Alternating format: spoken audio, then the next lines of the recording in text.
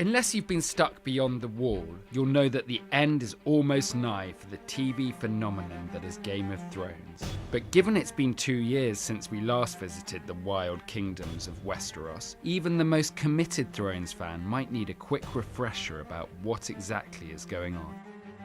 So ahead of the series opener, here's a reminder of the burning questions that should be answered by the final 6 episodes. And here is your obligatory spoiler warning.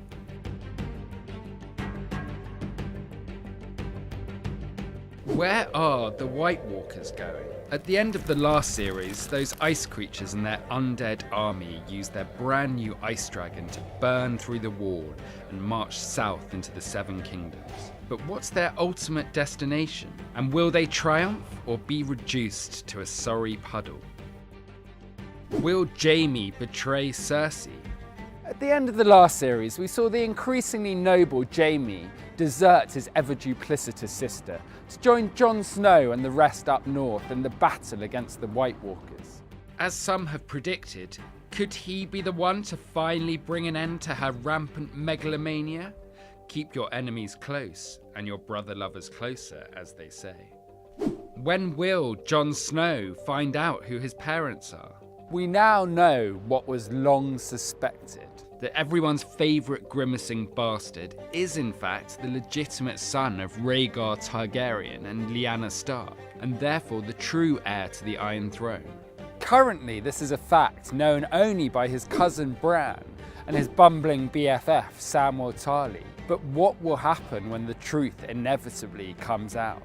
And most importantly, how will Daenerys feel when she realises she's been to bed with her nephew? What part will Melisandre play? One of the show's most elusive and compelling characters has always been the so-called Red Woman.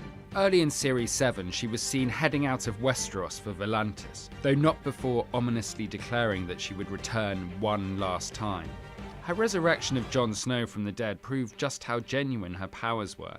But what part might they play in the final reckoning? What, if anything, will be left standing? There's very little doubt about it. Game of Thrones is going to end with a smorgasbord of destruction.